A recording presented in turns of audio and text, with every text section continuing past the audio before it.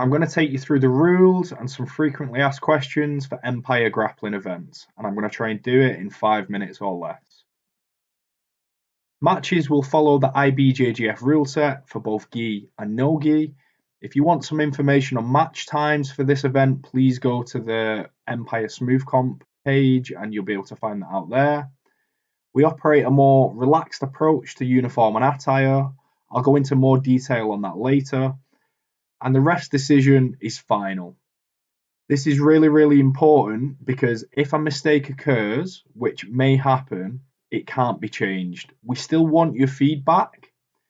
And I'd encourage you to go to Empire's main man, Jake Cross, to give that, or the head referee, who we will point out on the day.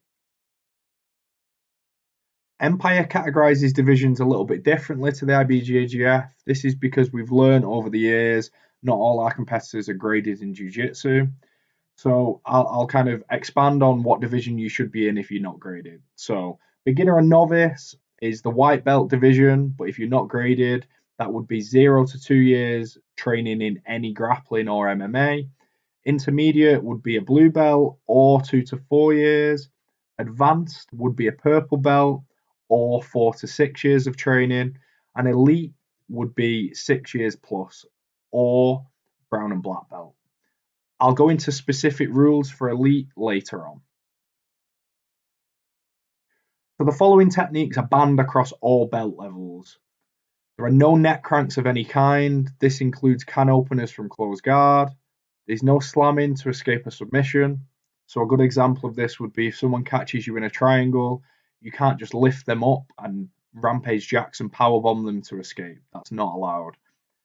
There's no slams outside the natural range of takedown. So this is a complicated one to explain, but the best way I can explain this is if you shoot for a double leg, you can pick someone up and drive them to the ground hard, providing it is within the natural range of the takedown. So I'll give an example of what this isn't. You can't double leg someone, lift them above your head, and slam them down like Matt Hughes. If it's within a natural range of motion, it is completely fine. But if you're specifically lifting someone up and then you slam them, you'll be disqualified. There are no scissor takedowns of any kind. This includes in the no-gi adult elite division. You still can't do scissor takedowns despite being able to reap the knee and heel hook. There's no spiking or pile drivers. There's no jumping guard in white belt or kids divisions. That doesn't mean that you can't pull guard and you have to wrestle. You can pull guard if you want, you just must establish grips beforehand. So this can be the gi, a wrist, the neck. You have to have some form of grip before pulling guard. By default, this means the Imanari roll is completely banned. So, some specifics for elite adult no-gi. Heel hooks are now legal. Knee reaping is also legal. And straight footlocks can now be finished by rolling in either direction, where previously you had to go as the same side foot you were attacking. So if I'm leg locking the right leg, then I would go towards the right side.